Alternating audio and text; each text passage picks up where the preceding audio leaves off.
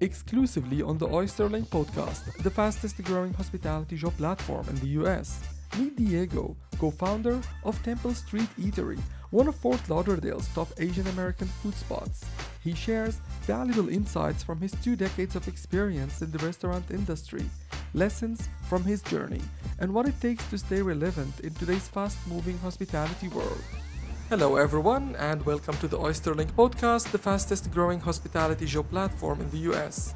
Hello Diego, thank you for joining us today. Oh, thank you so much, Matt, for having me. So to start, could you please introduce yourself and tell us a bit about your career path?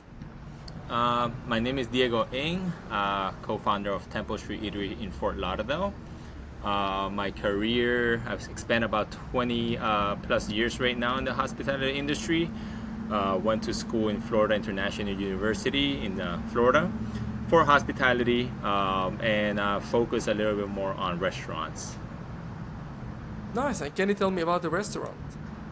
Yeah, so our restaurant, call ourselves Asian American Comfort Food. It's an over-the-counter fast casual restaurant.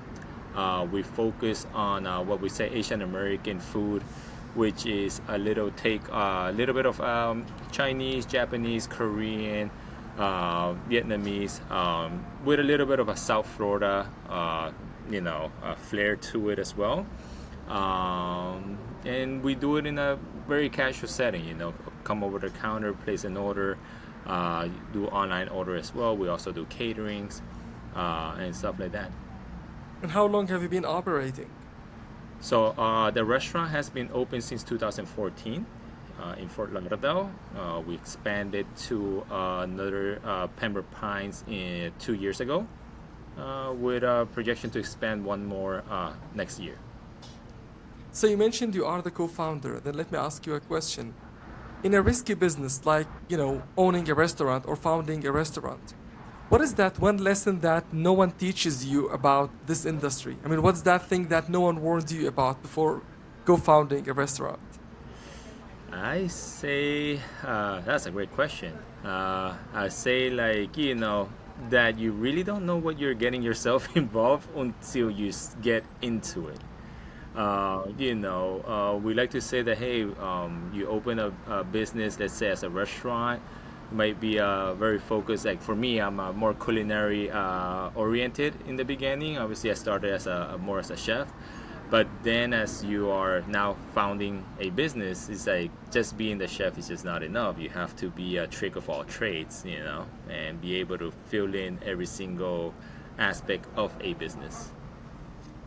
And I mean, especially in a market like in Florida's market, everything is changing all the time and changing trends. How can you keep up with everything? How can you make sure that you get people back to your place all the time? Yeah. I mean, it's, I always say that if we sit still and wait for the guests to come or stuff like that, then, you're already kind of behind.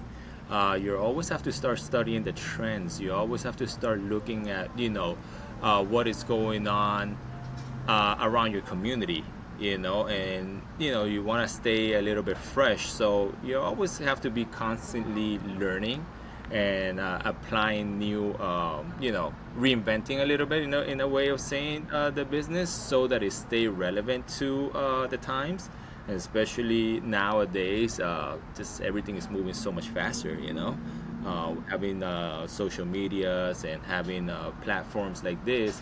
You really need to stay a little bit more in touch with what is going on all around. You have a good presence on social media. I mean, who manages your accounts? I kind of managed the account myself. See, in the beginning. It's one of the lessons about opening a restaurant then. You have to start managing social media.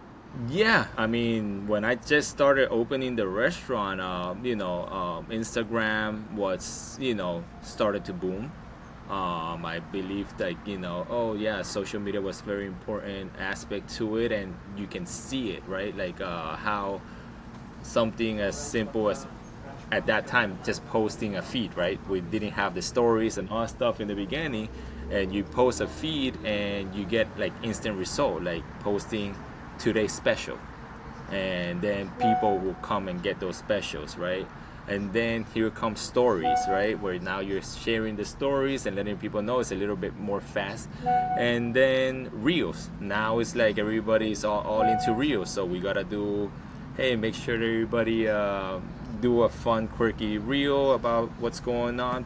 People like connection. People like to see what's going on behind the scenes and stuff like that. So, working on those type of things to keep up with the trends. How many people do you have right now? I mean, how many staff members? Currently, between both restaurants, I have about 20 staff members. About 20. Do you face any challenges when it comes to staffing?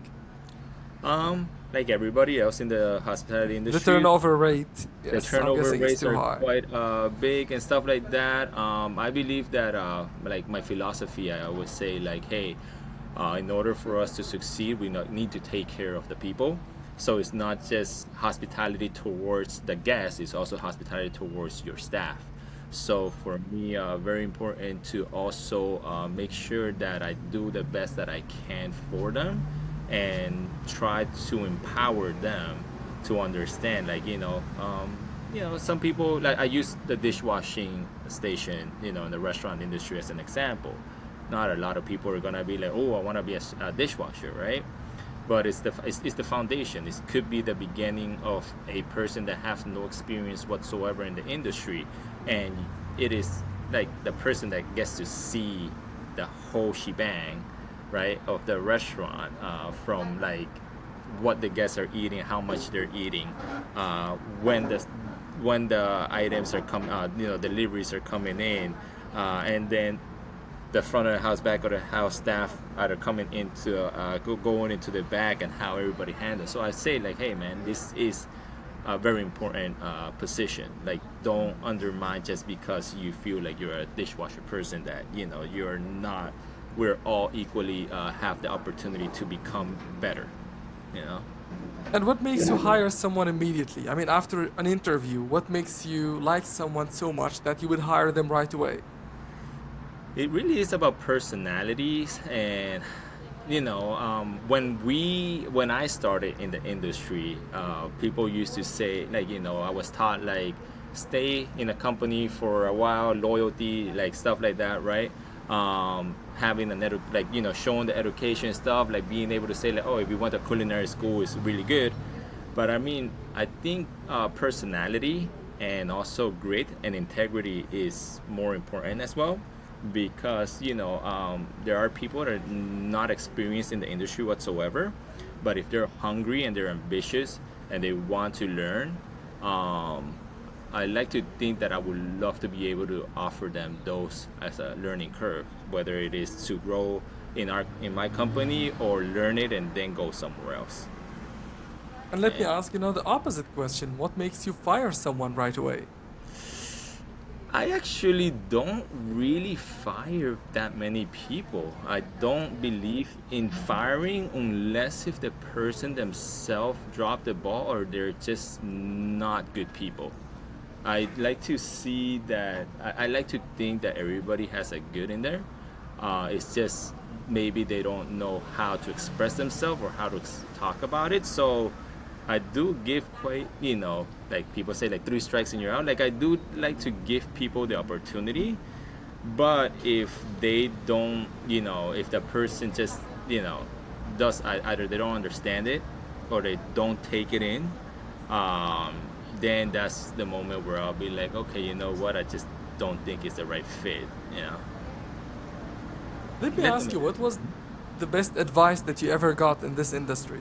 Someone, I mean, when you were, for example, younger, has given you an advice that changed everything for you. Because I like the Um, way you talked about, like, the dishwashers and, this sort of mentorship and, like, driving people towards the future. So yeah. I have to ask you, what was the advice that impacted your life? One of my chefs that I work with before I opened the restaurant. Again, restaurant industry, everybody knows. Some people say, oh, it's very toxic. People are not friendly. People are not nice. Um, for me, I was one of my chefs. Right before we opened a restaurant, he mentioned to the whole entire staff, everybody. Right, we were all in a meeting, and he says, front of the house, back of the house, in this place it doesn't exist. We're one house. We are all a collective that are trying to help each other become better. We want to serve, all the guests, make sure that everything is catered for, right? But at the same time, it's like there's no need for that separation. Yes, we all have a role in it, and we have to focus on those roles, but at the same time, it shouldn't be the limitation, that we should all pitch in. Like, even though if you are in front of the house and you don't know how to cook, if it happens that one day something happens and you can just take a little learning and just make something, you're just becoming better for it. Not just for the business, but just for yourself. Yep. Then let me ask you about your future plans. Future plans? What do you see coming in the next couple of years? I would like to say that I have the second location. I'm working on third location. So I'm trying to open a third location where I am now. I'm now venturing into a solopreneurship. So this year, that's one of the biggest thing. Yes, we were co-founders, but now it was two of us that started this. They recently left the company, which meant that I'm now, doing it on my own, but not on my own. Like on my own, I have a beautiful team that is building it together. But I would like to say, hey, I want to open that third location and then see where it takes me, whether I can grow my brand a little bit bigger, like, maybe in other parts of South Florida or even outside of South Florida. Same concept, same, like, let's say, kind of dishes?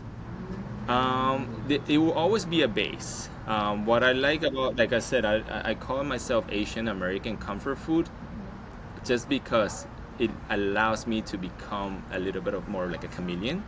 Like, it's not like, I'm not saying that I'm Chinese, like completely like that.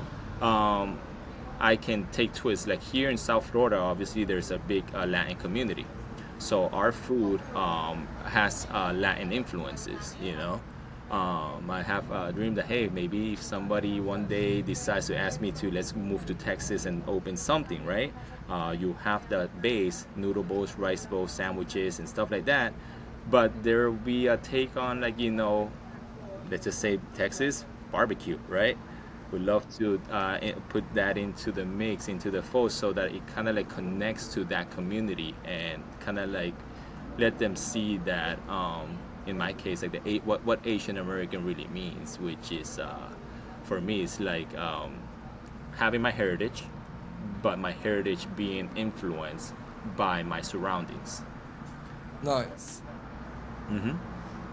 Thank you so much. I mean, before we end this, I want to ask you, how many people do you expect to hire once you go for the third location? Like usually, for each location, how many people, how many staff? All of them depends. I've been I learned to be able to see, like, okay, my second location is inside a food hall. So the space is a little bit smaller, and it requires a little bit less, staffing. And then, I like to see it like, okay, I want to keep it as a fast casual, so that it's kind of like it connects to, like, to everybody. Everybody from all stages in life can go and enjoy the food, But it could be like 1,200 square foot, 1,700 square foot, whether I'm gonna offer alcoholic beverages or not alcoholic beverages. All of those will take, will affect the amount of people that I have. Like the third location, I think to make it happen, it will be another 7 to 10 people to make it happen. But then also to build the management team that is gonna be able to connect all three locations to make it, to make it work. All the best wishes. Thank you so much, and thank you for joining us. I know it's like Friday, and it's the end of the week. So thank you so much for everything. Thanks for your time, and hopefully we will see the third, the fourth, and the fifth location too. Yeah, and more than welcome for anybody to come visit us if they like. Just give me a shout out on social medias, or email me, or give me a call, and I'll hope you can come and visit us sometime soon.